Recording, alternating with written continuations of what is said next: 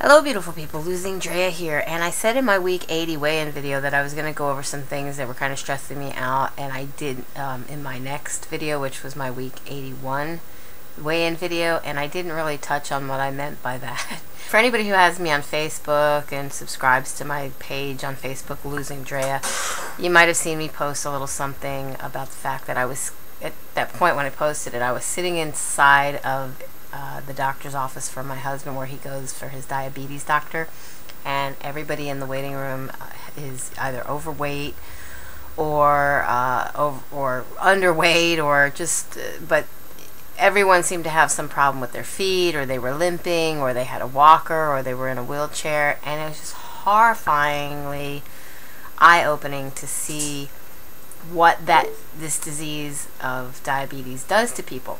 And being overweight and not eating right, and or eating more than we're supposed to, and more than our bodies are able to produce the insulin to evacuate and whatnot, just totally is like an eye-opener for me. It gets me humble, the fact that I'm on this journey, and it reminds me that I started this journey, just keeping it real, not for vanity reasons, not because I wanted to look better or see the number on the scale going down, or be able to fit into that skinny pair of jeans. And those are all NSVs, non-scale victories, that are rewards that come along with getting healthier.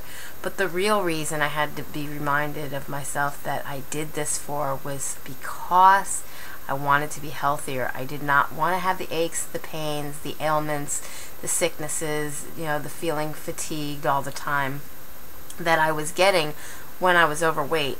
I've never been diagnosed for actually having any type of diabetes. However, my husband does have type 2, and I've learned a lot through his having it by trying to be vigilant enough to do the right thing for him, as far as cooking meals and buying foods and making sure that he eats the right foods, because I love him very much and I don't want to see anything happen to him. This disease has taken people's legs, their feet, other parts of their bodies, and their limbs, and it's just horrible. It either takes them by direct amputation, or it takes them by putting them in a wheelchair or some other form of means to get around, because they're unable to anymore. There is no cure for diabetes, so we had been told. However, there is a way to keep it at bay. Some people need insulin, some people can do it with pills, things to help keep it at bay, but you still have to watch what you eat and exercise. And the best medicine is to eat right and exercise. Many people have had diabetes totally reversed. I don't know the severity of their diabetes, but many people who have gotten weight loss surgery, who have lost a large amount of weight in such a quick amount of time, will always come back and have success stories telling about how they no longer have to take that pill, or how they no longer have to go and get that shot. Doesn't necessarily mean they have to go and eat a bunch of sugar. I saw a gentleman there. He was with a walker.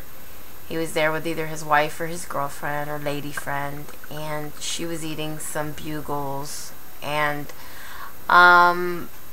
he could barely keep awake. He laid with his arms over the top of his walker. Yeah, it was as if he was at home in his living room on his lazy boy chair. He obviously he couldn't help the fact that he was in a waiting room and should have been seated probably a bit more properly for what he was wearing.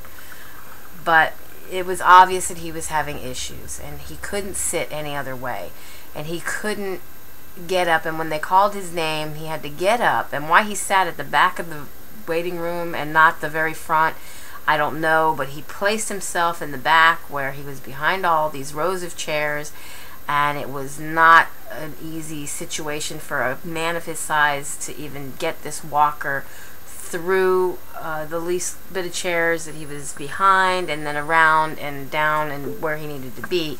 And this particular doctor, they call you in, they do a couple of things, and they send you back out. So needless to say, he comes back out, and he asks his lady friend or wife or whatever she was for his snacks in his bag. He would have been much better off eating her Bugles, but next thing I turn, he's eating Oreo cookies. That is something you do not do if you are a diabetic. You do not eat Oreo cookies. And I know that overeating is a disease in itself, and it's hard. It's a drug because it alters our mood and our mind and the way we think and the way we feel, and we sometimes turn to it as a quick fix for whatever ails us in our minds. Sometimes we even turn to it if we're sick in our stomach. I know many a times if I'm upset, whether I'm mentally upset going through something emotionally or I'm physically upset going through something physically, I tend to go to food and make myself even sicker because, hey, I'm just not bright enough to figure out that if my stomach hurts, I shouldn't eat that cookie. But it's what we do. We do ourselves more harm than good. I fight with myself daily trying to not turn to those foods that I know that are bad for me. And I try to think as much as I can about where I want to be later on in life. Now there's that vanity part where I want to see what my results are, because we all want to see what our results are, because when we can see our results or see what we want in our future, we have better capabilities of grasping that and going for it. And no matter what it is, it's like having a goal and a dream board, and we put on that dream board, we want $1 million, we want this car, we want this house, we want to be here in life, we want to be this success in life. You make a little dream board, and you're sometimes more able to achieve that by having that where you can see it and visualize it. It's the same, pretty much the same thing. You have to visualize yourself being in a better place, being healthier, being able to do more, go more places, take on more responsibilities.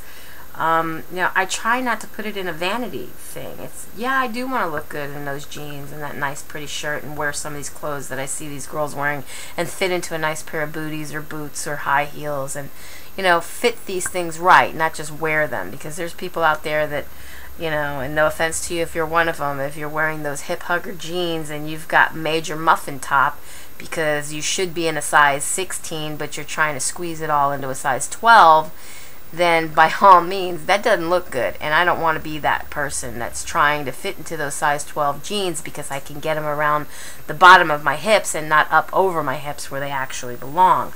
But, to be a healthier me, to feel better, to look back. See, I can't really look forward because I might not have ever been there, and you might be thinking that yourself. How can I see into my future? If you cannot visualize yourself being that smaller you because you've never been there, go do the opposite and visualize yourself how you were in the past, how you used to be, the heavier you, and visualize yourself now if you have any progress that you've actually made. And I have, thankfully, some progress that I've made that I can look back and go, OMG, SMH, shaking my head, was that me? I cannot believe that was me. So a year and a half or so ago, October 2nd, 2011, I was miserable. I was probably over 300 pounds, but it wasn't until I came here on YouTube after making the decision to turn my life and my will for food over to a power greater than myself, and to just not eat those foods and to just not give in to those cravings and that sick thinking that I had, that this is what I needed to do in order to make myself feel better, because I really wasn't making myself feel better. And had I thought about that then, maybe I would have made a change prior. But it took me a little bit, and it took me to see somebody else that I saw myself as, and she was skinny. And that's what I said, wow, she reminds me of me, and that's probably what I'll look like if I lost weight. And that's what I needed to give me that little swift kick that just push-started me in the right direction. And, of course, I wanted to do what she was doing because I saw it worked for her. Now, what she did, and for anybody that doesn't know, it's Losing Jess. She does have a YouTube channel. She's not very active on videos, but she's also on Facebook. But she is my main inspiration. She is what helped kickstart actually give me a kick in the butt swiftly to get on the journey and start trying to make a more healthier me. And I thank her every single day for it. And she struggles. We all struggle. We'll always struggle. Even if we make the lifestyle change, we're always going to struggle because there are foods out there that we are just too far accustomed to eating. And we know what they taste like, and we don't forget what they taste like even when we stop eating them. I don't care, you don't eat them for 2, 3, 4 years, you remember what they taste like, even if it was something that was the most yuckiest thing you ever wanted to eat in your life. So you have those memories, and then when they're there and you're tired, or they're there and you just want something quick and you're in a hurry, or you're out and about and you're on the go, we tend to think, it's just this once, and we eat it. So okay, just this once. It's okay to do it here and there. But are we really helping our lifestyle in trying to change, or are we hindering it? It all depends on how far we go. I am guilty of eating things I should not eat. I know I shouldn't eat them. I know the consequences. I can even visualize somewhere in the future where it could take me, or even in the past where it could take me back. However, I cannot sometimes stop myself.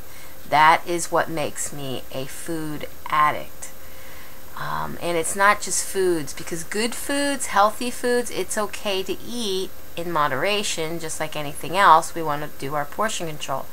But it's those bad foods that we would choose, like going to 7-Eleven and eating those little taco bite-sized things, pop-ins or whatever. They're like, you just throw one in your mouth, and it's, you know what, they might taste good at the moment, and they're crunchy, and they're quick to get, but they're greasy, and they're fried, and I don't even know how many calories are in them. So, just saying. But that's what had me today. I was sitting in this doctor's office. It was just for patients with diabetes, and just seeing all these patients, most of them limping with canes or walkers, some of them with a single cane-like walker, some of them with the actual, you know, little 3-part cage-like walkers, and just seeing them grumpy and having depression issues, and you could just see it on their faces, and it's just chaos, just total chaos. And I cried for this man, that he had such a hard time getting up, and he couldn't move, and he couldn't get from the seat to inside the office when they called him. And you know, I saw my husband, the possibility of him going there if he doesn't straighten out his act and start doing what I ask him to do, and not drinking the soda and stuff. Then, you know, he made a comment to me and said that it's sad, and he didn't want to be that way, and you know, and you know how I can relate to that, either being myself or him. But I cried, and I said, I don't even know him, and I'm really crying for him because I feel bad for him. I mean, I sometimes think if people can just get this, like I've gotten this, because I knew it took me so long, it took me 40 years to get it, that they can maybe have hope. I've lost over 76 or so. I haven't even figured a total, because, you know, to me, I quit smoking cigarettes over 16 years ago, and I never really remembered the day I quit smoking cigarettes, because to me, I just wasn't going to go back. I was so adamant about getting it off of my list of things I have to do in life, to being something I just don't need and won't do in life, that I never thought of it. And then one time somebody was sitting there calculating every single day on Facebook, like a countdown every day, 1,086 days without a cig, and then 1,087 days without a cig. And I thought, why keep counting? And are you going to use again so that you know that how many days it was before you picked up a cigarette again? To me, that's how it was. So my husband actually knows how long, in years, approximation of years, that it was that I quit smoking cigarettes. But I don't know. I really don't care. I've lost total desire to smoke a cigarette. I started with this vaping thing here. I don't know if anybody's ever heard of electronic cigarette. This has 0 nicotine in it, but it has flavor, and I thought that I would maybe, because I work a lot and I'm sometimes bored, instead of getting up and going sometimes when I think I'm hungry, and I think it just might be boredom, I'll start to vape. And sometimes I inhale it, sometimes I don't. I don't know. It's just another vice. It's not as expensive as cigarettes once you buy the initial battery.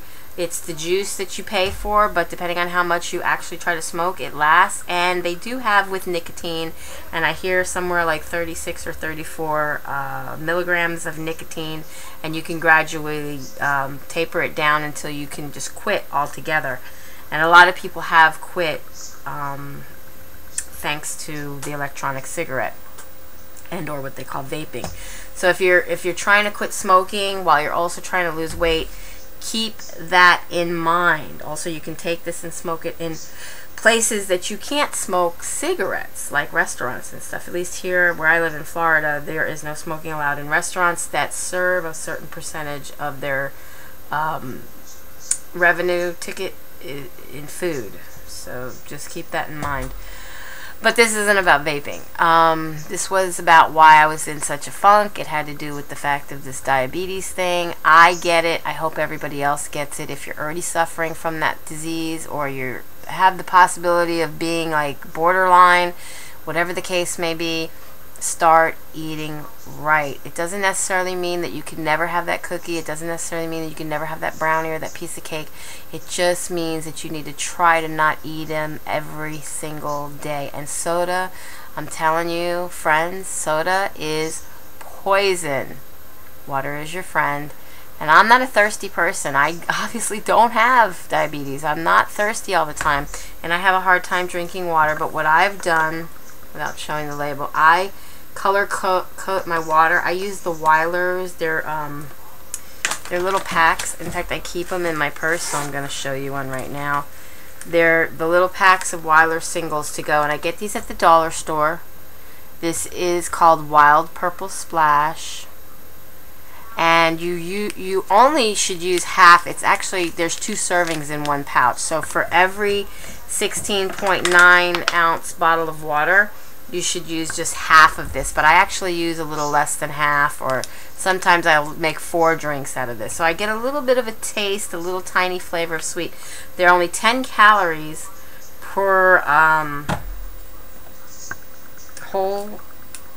the whole thing is 10 calories. I forget. It's sugar-free, caffeine-free. 5 calories per serving. So 10 calories this whole thing. So if you split it up into 4, it's only 2.5 calories.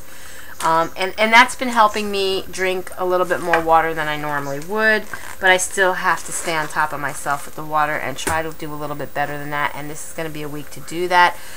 Country Girl 555 Tina has a challenge in a group that she has for just us women. It's a private group called Take It Back, and the challenge is starting May 1st. It's going to run for 12 weeks. It's called Water. It's an Elements Challenge, Water, Earth, and Fire, and it's about getting in our the fire is the exercise, the water is obviously the water that we drink, and the earth is the food that we eat. So we log our water, how much we drank for the day, we log our food with our Bite It and Write It posts, and then we are going to be logging how much exercise we have done for the day, trying to get in some sort of exercise at least 30 minutes every day throughout the whole 12-week challenge. And I'm desperately going to try something every day, no matter what.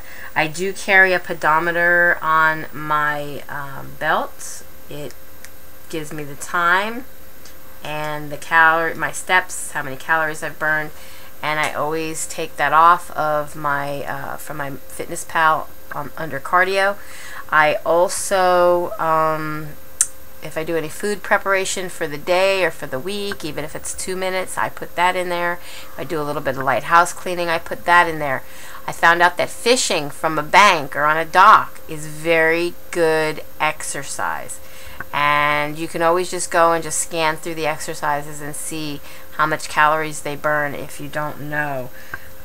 Dancing probably burns a lot more calories than walking would in a lot less time, and it for some can be a lot more fun. It just depends on who you are. I get very short-winded very quickly, and my back was out from being on the treadmill, so I actually gave up my treadmill.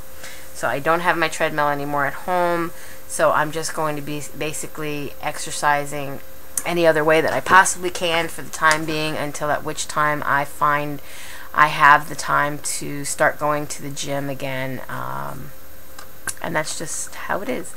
So be happy, be healthy, be beautiful, but just be you. Be the boss of your own loss if you're on a weight loss journey, and you know I'll definitely be seeing you in my next video. Bye guys, be blessed and stay focused.